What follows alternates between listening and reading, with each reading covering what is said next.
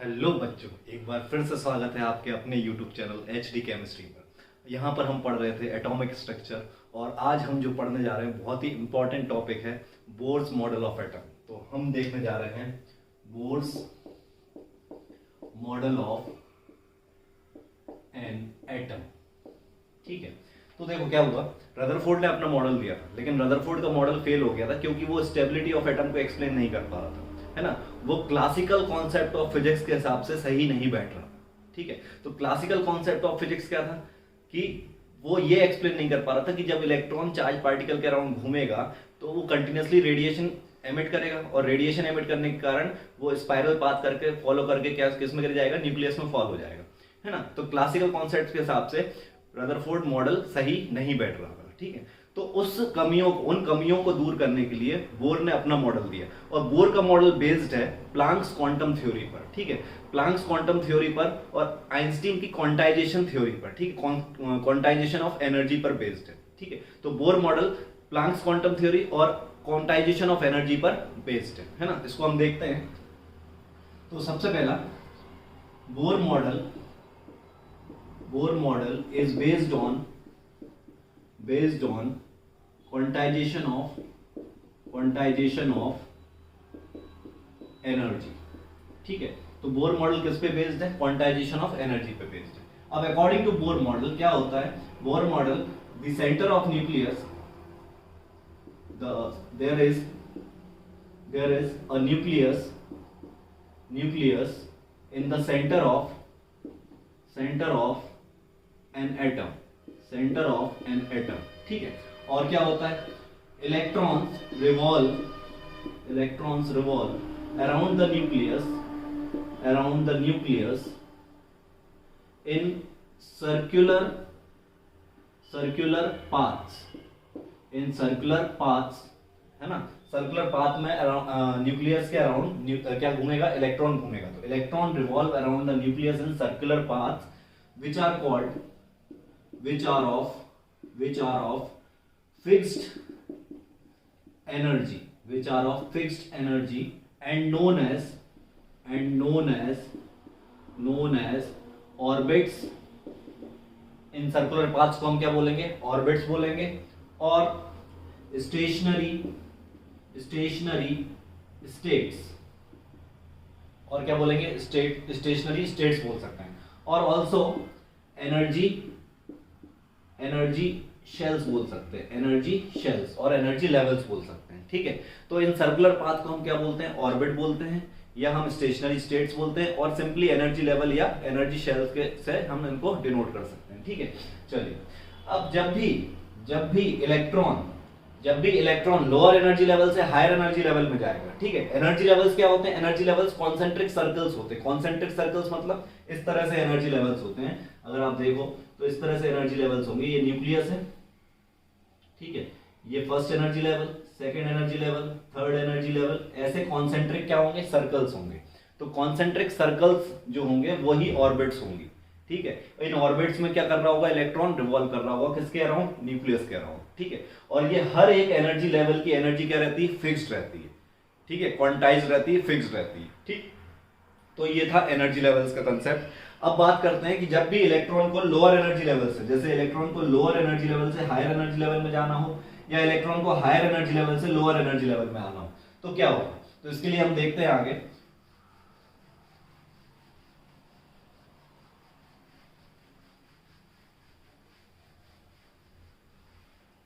So when electron jumps from lower energy level to a higher energy level, it absorbs energy। वो क्या करेगा? Energy को absorb करेगा। और एनर्जी को किस फॉर्म में एब्जॉर्ब करेगा? रेडिएशन के फॉर्म में एब्जॉर्ब करेगा। और रेडिएशन का हम क्या नेचर मानेंगे? पार्टिकल नेचर या फोटोन मानेंगे। तो फोटोन के रूप में वो एनर्जी एब्जॉर्ब करेगा। फोटोन के रूप में मतलब क्वांटम ऑफ एनर्जी के रूप में एनर्जी एब्जॉर्ब करेगा और वो लोअर एनर्जी लेवल से किसमें शिफ्ट हो जाएगा, हायर एनर्जी लेवल में शिफ्ट हो जाएगा बाय एब्जॉर्बिंग ऑफ एनर्जी। ठीक है। And electron jumps from higher energy level to a lower energy level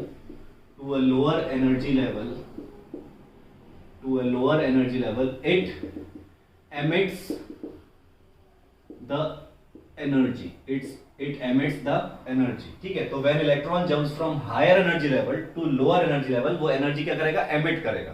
तो emit किस फॉर्म में करेगा, रेडिएशन के फॉर्म में करेगा. ठीक है, जैसे कंसीडर करते हैं ये दो एनर्जी लेवल्स हैं, ये N1 है, ये N2 है. ठीक है, तो अगर लोअर से हायर जाएगा तो एनर्जी क्या करेगा, एब्जॉर्ब करेगा. तो एनर्जी एब्जॉर्ब करेगा, कितनी एनर्जी एब्जॉर्ब करेगा, डेल्टा ई एनर्जी एब्जॉर्ब करेगा, जो कि इनके डिफरेंस के बराबर होगा. किसके, N1 की एनर्जी यानी EN1 और EN2 के डिफरेंस के बराबर होगा. इन दोनों एनर्जी लेवल्स का जो डिफरेंस होगा, उस डिफरेंस के बराबर जब भी एनर्जी एब्जॉर्ब करेगा तो वो लोअर से किसमें चला जाएगा, हायर चला जाएगा. ठीक है, तो डेल्टा ई क्या होगा, डेल्टा ई होगा EN2 माइनस EN1. ठीक है, EN2 माइनस EN1.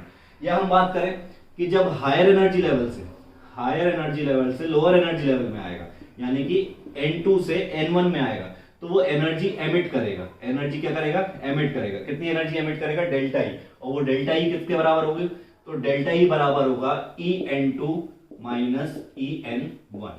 ठीक है, मॉड्यूलस लगा देते हैं क्योंकि एनर्जी हम डिफरेंस देख रहे हैं. ठीक है, तो डिफरेंस देख रहा है, तो EN2 माइनस EN1 के बराबर वो एनर्जी क्या करेगा, रेडिएट करेगा. ठीक है, तो जब भी लोअर से हायर में जाएगा तो एनर्जी एब्जॉर्ब करेगा, हायर से लोअर में आएगा तो एनर्जी रिलीज करेगा. ठीक है, in the form of radiation.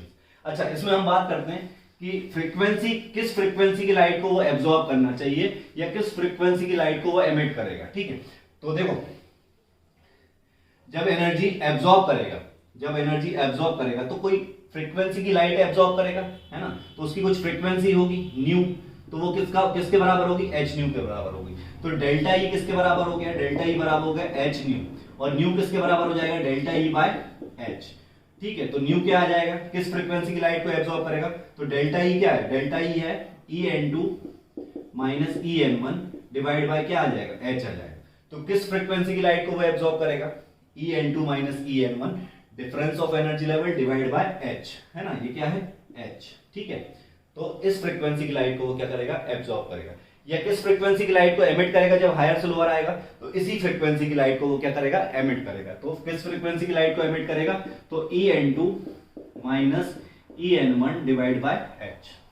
ठीक है, तो ये वो फ्रीक्वेंसी है जिस फ्रीक्वेंसी की लाइट को वो एब्जॉर्ब कर रहा है while going from lower energy level to higher energy level.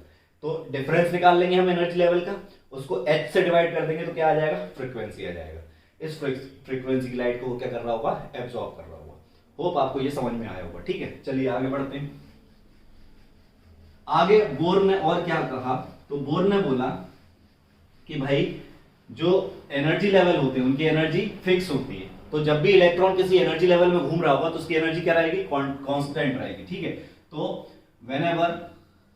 when electrons revolve in a particular orbit, its energy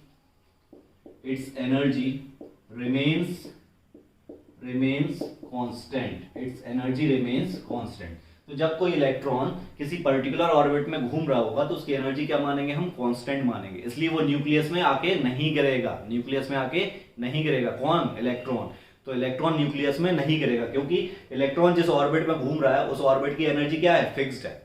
तो वो फिक्स्ड एनर्जी से क्या रहेगा, घूमता रहेगा, कांस्टेंट एनर्जी से घूमता रहेगा जब तक उसको एनर्जी दी ना जाए या एनर्जी निकाली ना जाए. एनर्जी दोगे तो लोअर एनर्जी लेवल से हायर एनर्जी लेवल में चला जाएगा, और एनर्जी एमिट करेगा तो हायर से लोअर में आ जाएगा. ठीक है, चलिए, तो ये हो गई बात. ठीक, अब देखिए,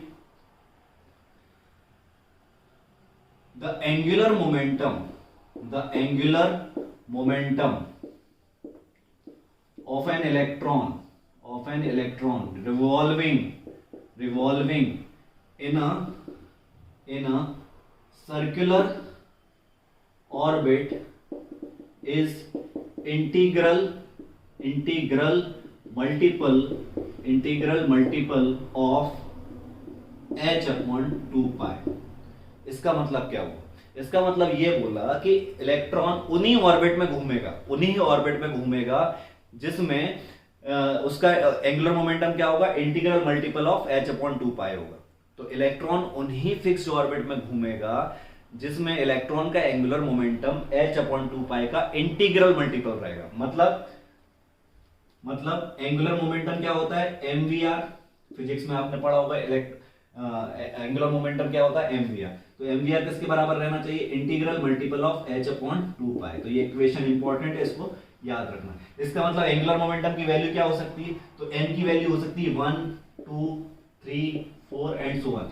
सो एंगुलर मोमेंटम की वैल्यू क्या हो सकती है, एंगुलर मोमेंटम की वैल्यू हो जाएगी, अगर इधर पे 1 रखोगे तो क्या हो जाएगा h/2π, 2 रखोगे तो 2h/2π यानी h/π, 3 रखोगे तो 3h/2π। तो ये फिक्स्ड वैल्यू होंगी एंगुलर मोमेंटम की, ठीक है। तो इलेक्ट्रॉन का एंगुलर मोमेंटम क्या रहेगा, क्वांटाइज्ड रहेगा। क्वांटाइज्ड मतलब फिक्स्ड वैल्यूज रहेंगी, कोई भी रैंडम वैल्यू नहीं रहेगी एंगुलर मोमेंटम की। एंगुलर मोमेंटम की कुछ स्पेसिफिकली फिक्स्ड वैल्यू रहेंगी। इसका मतलब angular momentum of electron is quantized just like energy की तरह ही एंगुलर मोमेंटम भी क्या रहेगा, क्वांटाइज्ड रहेगा। तो ये बात हमको ध्यान रखनी है। तो एनर्जी की जैसे ही इलेक्ट्रॉन का एंगुलर मोमेंटम भी क्या रहेगा, क्वांटाइज्ड रहेगा, ठीक है। तो ये नोट कर लीजिए आप, आगे बढ़ते हैं फिर, ठीक। चलिए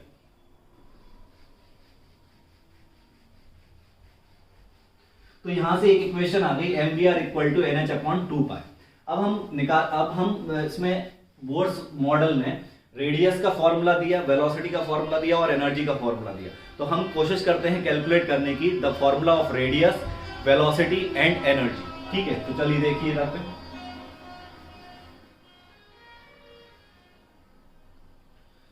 तो कुछ इस तरह से एटम होता है, सेंटर में क्या होगा, न्यूक्लियस होगा और ये ऑर्बिट होगी। इस ऑर्बिट में मान लेते हैं इलेक्ट्रॉन घूम रहा होगा, ठीक है। तो सेंटर में न्यूक्लियस है, इलेक्ट्रॉन ऑर्बिट में घूम रहा है, ठीक है। अच्छा, न्यूक्लियस का चार्ज होता है, न्यूक्लियस का चार्ज क्या होता है, पॉजिटिव ड्यू टू प्रोटॉन। तो मान लीजिए Z प्रोटॉन है इसमें और एक प्रोटॉन का चार्ज E होता है, तो टोटल चार्ज कितना हो गया, Ze हो गया। Z प्रोटॉन है, न्यूक्लियस में Z प्रोटॉन है और अगर एक प्रोटॉन का चार्ज E होता है तो टोटल चार्ज कितना हो जाएगा, Ze हो जाएगा, ठीक है। और इलेक्ट्रॉन का चार्ज तो E रहेगा, ठीक है। इनके बीच में डिस्टेंस कितनी है, डिस्टेंस है r, ठीक है। अब इलेक्ट्रॉन जब घूम रहा होगा तो उस पर एक फोर्स लग रहा होगा, है ना, क्योंकि इलेक्ट्रॉन का चार्ज नेगेटिव होता है और न्यूक्लियस का चार्ज पॉजिटिव है। तो इन दोनों के बीच में एक फोर्स होगा, जिस फोर्स को हम क्या बोलेंगे, इलेक्ट्रोस्टैटिक फोर्स, ठीक है। तो इलेक्ट्रोस्टैटिक फोर्स ऑफ अट्रैक्शन के कारण, इलेक्ट्रोस्टैटिक फोर्स ऑफ अट्रैक्शन के कारण ये न्यूक्लियस से क्या रहेगा, बाइंड रहेगा। इलेक्ट्रॉन न्यूक्लियस से क्या रहेगा, बाइंड रहेगा, ठीक है। बाइंड रहेगा मतलब इलेक्ट्रॉन कहीं भाग नहीं जाएगा, ठीक है, वो न्यूक्लियस के अराउंड घूमता रहेगा इस अट्रैक्शन के कारण, ठीक है। और आपने फिजिक्स में एक लॉ पढ़ा होगा कि जब भी कोई इस तरह का फोर्स लगता है तो वो सेंट्रीफ्यूगल फोर्स के बराबर होता है। तो सेंट्रीफ्यूगल फोर्स क्या होता है, सेंट्रीफ्यूगल फोर्स, ठीक है। तो सेंट्रीफ्यूगल फोर्स के बराबर रहेगा। इसका मतलब इलेक्ट्रोस्टैटिक फोर्स ऑफ अट्रैक्शन किसके बराबर रहेगा, सेंट्रीफ्यूगल फोर्स के बराबर रहेगा। इलेक्ट्रोस्टैटिक फोर्स क्या होता है, K Q1Q2/r², और सेंट्रीफ्यूगल फोर्स क्या होता है, mv²/r। तो ये एक इक्वेशन बन गई, ये इक्वेशन को भी हमें ध्यान रखना है, ठीक है। तो दो इक्वेशन हमने देखी अभी तक, वो दोनों इक्वेशन को ध्यान रखना है। उन दोनों इक्वेशन का यूज करके हमारे पास रेडियस, वेलोसिटी और एनर्जी के फॉर्मूलेज आएंगे, ठीक है। तो आगे बढ़ते हैं, देखते हैं, ठीक है, ये नोट कर लीजिए। चलिए आगे बढ़ते हैं, ठीक है। तो अभी तक हमने ये देखा K Q1Q2/r² equal to mv²/r, और एक फॉर्मूला हमने क्या देखा, एक फॉर्मूला हमने देखा था mvr is equal to NH/2π, ठीक है। mvr is equal to NH/2π। तो अगर हमें रेडियस निकालना है तो हमें वेलोसिटी को सब्स्टिट्यूट करना पड़ेगा। तो हम वेलोसिटी को सब्स्टिट्यूट कर देते हैं। वेलोसिटी को क्या रखते हैं, वेलोसिटी को रखते हैं NH/2πmr, ठीक है। तो मैं वेलोसिटी को रख देता हूं NH/2πmr। तो अब देखिए फॉर्मूला क्या हो जाएगा, इधर पे आते हैं हम, तो ये हो जाएगा कि Q1 को क्या रख दूं, Ze, Q1 को मैंने रख दिया Ze, ठीक है, और Q2 को क्या रख दिया E, तो into E divide bye r²। यहां पर m v को क्या रख दें, NH अपॉन 2 पाई एम आर, ये हो जाएगा स्क्वायर डिवाइड बाय आर।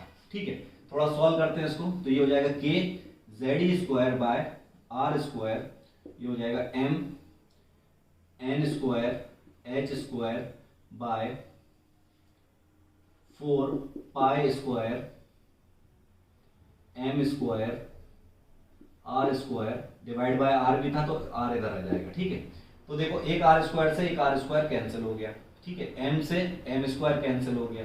ठीक है, और क्या कैंसिल हो रहा है, और कुछ कैंसिल नहीं हो रहा। तो यहां से रेडियस का फॉर्मूला जो आएगा, रेडियस इधर ले जाओ, तो रेडियस इधर ले गए तो ये आया N square H square upon N square H square upon 4 pi square M K Z E square. तो ये हमारे पास आया रेडियस का फॉर्मूला। ठीक है, अब इसमें से कुछ टर्म्स कांस्टेंट है, जैसे कि एच कांस्टेंट है, 4 कांस्टेंट है, पाई कांस्टेंट है, मास ऑफ इलेक्ट्रॉन कांस्टेंट है ना, ये मास किसका है, इलेक्ट्रॉन का मास है, कांस्टेंट है, के कांस्टेंट है, जेड वेरिएबल होगा, एटम के हिसाब से चेंज होगा। ठीक है, ई कांस्टेंट है। तो जो कांस्टेंट टर्म है उनको हम थोड़ा सा साइड रख लेते हैं, और जो वेरिएबल टर्म है उनको थोड़ा साइड कर लेते हैं। तो ये आएगा आपका, इधर पे लिख देता हूं मैं, ये आएगा आपका R is equal to H square upon 4 pi square M K E square into N change होगा, क्योंकि ऑर्बिट चेंज होगा तो एन चेंज होगा। जैसे ये अभी मान लो कोई nth ऑर्बिट है, अगर मैं ये वाली ऑर्बिट ले लूं तो एन चेंज हो जाएगा, तो एन वेरिएबल है तो एन स्क्वायर अपॉन जेड भी चेंज होगा। जेड क्यों चेंज होगा, क्योंकि एटम अगर चेंज होगा तो जेड चेंज होगा ना, एटॉमिक नंबर चेंज होगा। ठीक है, तो ये फॉर्मूला हो जाता है रेडियस का। तो रेडियस का ये फॉर्मूला हो जाता है, आपको इस फॉर्म में भी याद रखना है, क्योंकि इस फॉर्म में कई बार एग्जाम्स में पूछा गया है। ठीक है, तो इस फॉर्म में भी याद रखना है। दूसरा, अगर इसमें हम कांस्टेंट की वैल्यू रखना है तो आप ये नोट कर लीजिए, मैं इसको रब कर देता हूं, फिर यहां पे लिखता हूं। ठीक है, चलिए, तो इधर देखिए, अगर मैं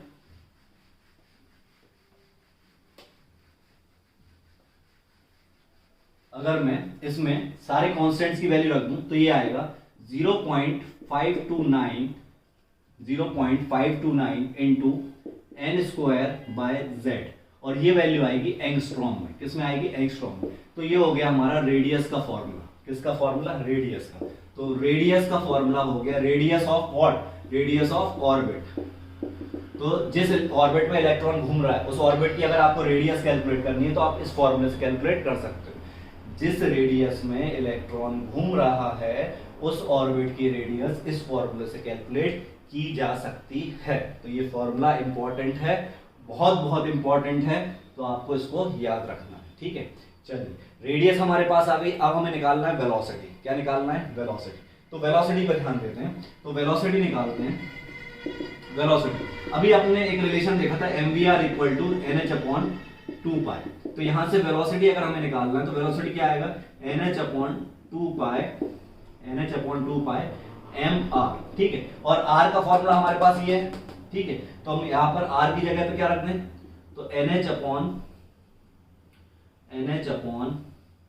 2 पाई m, r की जगह क्या रख दें, r की जगह रख दें h square upon 4 pi square m के ई स्क्वायर इंटू क्या, इंटू रखेंगे n स्क्वायर बाय z। अब क्या क्या टर्म कांस्टेंट हो रहा है वो देख लो एक बार, क्या क्या टर्म कैंसिल हो रहा है, सॉरी कैंसिल हो रहा है वो देख लो। तो m से m कैंसिल हो रहा है। ठीक है, 2 से 4 कैंसिल हो रहा है तो 2 आएगा, पाई से पाई स्क्वायर कैंसिल हो रहा है। ठीक है, और क्या कैंसिल हो रहा है, n से n कैंसिल हो रहा है। ठीक है, h से h कैंसिल हो रहा है।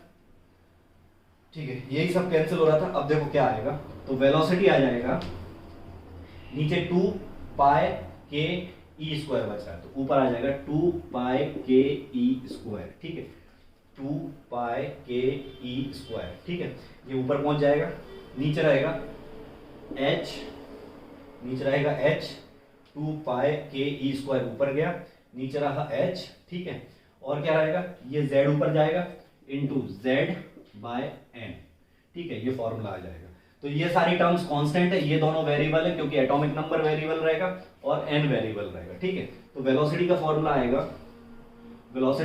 आएगा, ये कांस्टेंट टर्म्स अगर आप पुट कर दोगे तो ये आएगा 2.18 इंटू 10⁻⁶ इंटू z/n। और ये किस में आएगा, ये आएगा आपका फॉर्मूला जो आएगा ये किस यूनिट में आएगा, ये आएगा मीटर पर सेकंड में, ठीक है। तो v is equal to 2.18 into 10⁻⁶ into z/n metre पर सेकंड, ये आपको याद रखना है, ठीक है। तो 2.18 इंटू 10⁻⁶ इंटू z/n मीटर पर सेकंड में, तो ये मीटर पर सेकंड में फॉर्मूला आ गया। यहाँ पर आपको अलग अलग एटम के लिए पूछा जाएगा, अलग अलग ऑर्बिट में, तो किस ऑर्बिट में इलेक्ट्रॉन घूम रहा है, उस ऑर्बिट में इलेक्ट्रॉन की वेलोसिटी क्या होगी, तो आप n की वैल्यू रख के z की वैल्यू रख के इजीली निकाल सकते हो, ठीक है। चलिए देखते हैं आगे। तो ये वेलोसिटी का फॉर्मूला है, नोट कर लीजिए, ठीक है। चलिए आगे बढ़ते हैं। वेलोसिटी का फॉर्मूला हमने देख लिया है, अब आगे बढ़ते हैं।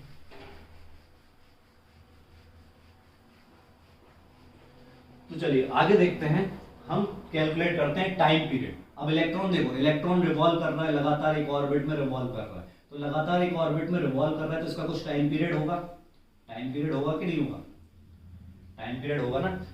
टाइम पीरियड क्या होता है, time taken to complete one cycle, one circle, time taken to complete one circle, ये होता है टाइम पीरियड। तो अगर हम बात करें टाइम पीरियड की, तो टाइम पीरियड की अगर हम बात करें तो टाइम पीरियड क्या होता है, time required to complete one revolution, ठीक है। तो टाइम पीरियड कैसे निकालोगे, कितनी डिस्टेंस ट्रेवल कर रहा है, ये डिस्टेंस ट्रेवल कर रहा है कितनी, 2πr, कितनी डिस्टेंस ट्रेवल कर रहा है, 2πr, और किस वेलोसिटी कर रहा है, v वेलोसिटी। तो टाइम यहां से डायरेक्टली प्रोपोर्शनल है r और v के, 2π तो कांस्टेंट है, r और v के, r बाय v के डायरेक्टली प्रोपोर्शनल है। अच्छा r किसके प्रोपोर्शनल होता है, तो r प्रोपोर्शनल होता है n² z के, और वेलोसिटी किसके प्रोपोर्शनल होती है, वेलोसिटी प्रोपोर्शनल होती है z/n के। तो टाइम पीरियड किसके प्रोपोर्शनल आ जाएगा, time period will be proportional to n³ ये आपको प्रोपोर्शनलिटी याद रखनी है क्योंकि इस पर क्वेश्चन बनता है, ठीक है। तो प्रोपोर्शनलिटी ऑफ टाइम पीरियड क्या हो जाएगी, n³/z², ठीक है। Proportionality of time period will B n³/z², ठीक है। तो इसको बहुत ध्यान से रखना है। बात करें फ्रीक्वेंसी की, तो फ्रीक्वेंसी क्या होता है, फ्रीक्वेंसी आपने पढ़ा है, फ्रीक्वेंसी जो होता है वो 1 टाइम पीरियड होता है, फ्रीक्वेंसी होता है 1 टाइम पीरियड, यानी कि फ्रीक्वेंसी किसके डायरेक्टली प्रोपोर्शनल होगी, तो फ्रीक्वेंसी डायरेक्टली प्रोपोर्शनल होगी z² टाइम पीरियड का रेसिप्रोकल होगा ना, तो फ्रीक्वेंसी किसके प्रोपोर्शनल होगी, z²/n³। तो ये दोनों ही बहुत इंपॉर्टेंट प्रोपोर्शनलिटीज हैं, ये आपको याद रखनी है। Time period is directly proportional to n³/z² and frequency is directly proportional to z²/n³, ठीक है। तो ये दोनों ही चीजें याद रखनी है, नोट कर लीजिए। चलिए आगे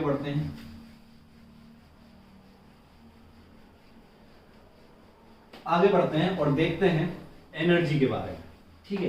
तो एनर्जी के बारे में हम देखते हैं।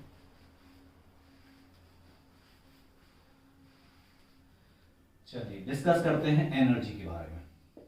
अब देखिए, इलेक्ट्रॉन जब न्यूक्लियस के अराउंड घूम रहा है तो उसके पास दो टाइप की एनर्जी होगी, एक तो काइनेटिक एनर्जी होगी क्योंकि वेलोसिटी होगी इलेक्ट्रॉन के पास। तो अगर हम इलेक्ट्रॉन की टोटल एनर्जी कैलकुलेट करें तो काइनेटिक एनर्जी होगी इलेक्ट्रॉन के पास, और दूसरा पॉजिटिव और नेगेटिव चार्ज के बीच में पोटेंशियल डिफरेंस होगा तो पोटेंशियल एनर्जी होगी। तो kinetic energy plus potential energy, दो तरह की एनर्जीज होंगी इलेक्ट्रॉन के पास। तो अगर हमें इलेक्ट्रॉन की टोटल एनर्जी कैलकुलेट करनी है तो kinetic energy of electron plus potential energy of electron. Kinetic energy क्या होती है, सबसे पहले डिस्कस कर लें। काइनेटिक एनर्जी होती है ½ mv², ठीक है, ½ mv² होती है काइनेटिक एनर्जी। अच्छा, काइनेटिक एनर्जी ½ mv² होती है। अभी थोड़ी देर पहले हमने इलेक्ट्रोस्टैटिक फोर्स और सेंट्रीफ्यूगल फोर्स का रिलेशन देखा था, तो उसमें हमने देखा था कि Q1 Q2/r² is equal to mv²/r, ये रिलेशन देखा था, ठीक है। यहां से r कैंसिल कर दो, के Q1 को क्या रखा था Z इंटू ई, न्यूक्लियस का चार्ज था Z इंटू ई, इलेक्ट्रॉन का चार्ज Q2 वो था E divide by R is equal to mv², ये हो गया। तो यहां से आ गया mv² इज इक्वल टू के ZE² बाय R। ठीक है, इसमें अब हमें हाफ mv² निकालना है तो उसको हाफ से मल्टीप्लाई कर दो, तो हाफ mv² आएगा के ZE² बाय 2R, के ZE² बाय 2R। ठीक है, के ZE² बाय 2R आ जाएगा। ठीक है, तो इसका मतलब काइनेटिक एनर्जी हमारे पास आ गई। काइनेटिक एनर्जी का फॉर्मूला क्या आ गया? काइनेटिक एनर्जी का फॉर्मूला आ गया के ZE² बाय 2R। ये फॉर्मूला याद रखना है काइनेटिक एनर्जी का। तो काइनेटिक एनर्जी का फॉर्मूला हमारे पास है के ZE² बाय 2R। बात करते हैं पोटेंशियल एनर्जी की। तो पोटेंशियल एनर्जी क्या होती है? तो दो चार्ज पार्टिकल जो कि अपोजिटली चार्ज हैं उनके बीच में पोटेंशियल एनर्जी होगी minus K ZE² bye R। ठीक है, ये आपको फॉर्मूला याद रखना है, minus K ZE² bye R। तो ये पोटेंशियल एनर्जी हो गई। ठीक है, अब पोटेंशियल एनर्जी हो गई, काइनेटिक एनर्जी हो गई, तो टोटल एनर्जी निकाल सकते हैं। ठीक है, तो आप एक बार नोट कर लो, फिर टोटल एनर्जी कैलकुलेट करते हैं। तो नोट कर लिया होगा आपने, आगे देखते हैं। तो हमारे पास काइनेटिक एनर्जी और पोटेंशियल एनर्जी के फॉर्मूले आ गए। अब हम बात करते हैं टोटल एनर्जी की। तो टोटल एनर्जी होती है kinetic energy plus potential energy. Kinetic energy कितनी थी? के ZE² बाय 2R। और पोटेंशियल एनर्जी कितनी है? Plus of minus K ZE² bye R। तो ये हो जाएगा के ZE² by 2R plus minus minus K ZE² bye R। तो ये आ जाएगा minus K ZE² by 2R। तो total energy will be minus K ZE² by 2R। ठीक है, तो ये टोटल एनर्जी का फॉर्मूला हो गया, ये काइनेटिक एनर्जी का फॉर्मूला हो गया, ये पोटेंशियल एनर्जी का फॉर्मूला हो गया। अब देखो टोटल एनर्जी और काइनेटिक एनर्जी में क्या रिलेशन होगा। तो देखने में फॉर्मूला सिमिलर दिख रहा है टोटल एनर्जी और काइनेटिक एनर्जी का। टोटल एनर्जी और काइनेटिक एनर्जी का फॉर्मूला सिमिलर दिख रहा है, बस क्या अंतर है? माइनस का अंतर है। इसका मतलब अगर आपके पास टोटल एनर्जी है तो आप काइनेटिक एनर्जी इजीली निकाल सकते हो। कैसे? Minus of total energy. तो काइनेटिक एनर्जी का फॉर्मूला हो गया माइनस ऑफ टोटल एनर्जी। ठीक है, इंपॉर्टेंट रिलेशन है, याद रखना है। काइनेटिक एनर्जी का फॉर्मूला क्या हो गया? Minus of total energy. अब बात करते हैं टोटल एनर्जी और पोटेंशियल एनर्जी में। तो टोटल एनर्जी और पोटेंशियल एनर्जी में देखो क्या है। तो टोटल एनर्जी को अगर मैं 2 से मल्टीप्लाई कर दूं तो पोटेंशियल एनर्जी आ जाएगा। ये हाफ है, ये 1 है, मान लो ये 1 है, ये हाफ है, ये इसका हाफ है ना ये। तो पोटेंशियल एनर्जी का हाफ है टोटल एनर्जी, पोटेंशियल एनर्जी का हाफ है टोटल एनर्जी। यानी पोटेंशियल एनर्जी क्या होगी? पोटेंशियल एनर्जी होगी double of total energy, double of total energy. तो ट्वाइस ऑफ टोटल एनर्जी आ जाएगा। ठीक है, तो ये भी इंपॉर्टेंट रिलेशन है। तो काइनेटिक, जब भी आपके पास टोटल एनर्जी दी है एटम की, है ना, एटम की टोटल एनर्जी अगर आपको पता है तो आप उसकी काइनेटिक एनर्जी निकाल सकते हो। किसकी? इलेक्ट्रॉन की, माइनस ऑफ टोटल एनर्जी से। और पोटेंशियल एनर्जी निकाल सकते हो किससे? ट्वाइस ऑफ टोटल एनर्जी से। ठीक है, तो ये आपको याद रखना। ठीक, नोट कर लीजिए इसको। तो होप आपने नोट कर लिया होगा। आगे बढ़ते हैं। तो देखो बच्चों, टोटल एनर्जी जो हमारे पास आई, टोटल एनर्जी क्या आई? Minus K ZE² by 2R। अब इसमें के और ये सब जो है आर की वैल्यू अगर हम पुट करें, है ना, आर की वैल्यू अगर हम पुट करें, आर की वैल्यू याद है? h²/4πm² के ZE², वो वाली वैल्यू। तो वो अगर हम रखें यहाँ पर, तो रखने के बाद टोटल एनर्जी का फॉर्मूला आएगा -13.6 इंटू, है ना, -13.6 इंटू, या अपन रख लेते हैं पहले वैल्यू फिर देखते हैं। ठीक है, तो आर की वैल्यू रख लेते हैं। तो आपको याद हो अगर, तो minus K ZE² bye 2। Are की वैल्यू क्या थी? आर की वैल्यू थी n², ठीक है, या ऐसा देखो h²/4π² के, ठीक है, E² into n² by z, ये वैल्यू थी, याद हो तो। ठीक है, अब इसमें देखो सारी कांस्टेंट टर्म्स एक तरफ कर लो, तो टोटल एनर्जी आएगा, ये 2 से 2 चला जाएगा। ठीक है, और 2π²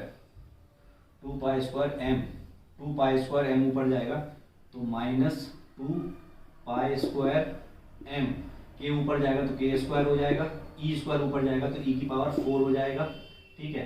नीचे बचेगा क्या, 2 पाई स्क्वायर एम के स्क्वायर ई की पावर 4, नीचे बचेगा एच स्क्वायर, ठीक है। और क्या हो जाएगा, और ये आ जाएगा, इधर देखो z है तो ऊपर जाएगा तो z स्क्वायर हो जाएगा, ये z स्क्वायर, और इधर पे आ जाएगा n स्क्वायर, तो ये आएगा, ठीक है। इस तरह से फॉर्मूला आएगा। कांस्टेंट्स की वैल्यू रखोगे तो टोटल एनर्जी आएगी आपकी -13.6 into Z square by N square, Z square by N square, Z square by N square, N square, ठीक है। ये आएगी आपकी इलेक्ट्रॉन वोल्ट पर एटम। तो एटम की टोटल एनर्जी का फॉर्मूला ये हो जाएगा, total energy -13.6 into Z square by N square electron volt पर एटम। ये आपको याद रखना है, ठीक है। तो ये बहुत इंपॉर्टेंट है, ये याद रखना, -13.6 into Z square by N square, ठीक है। तो होप आप इसको याद रखेंगे, ठीक। चलिए आगे बढ़ते हैं।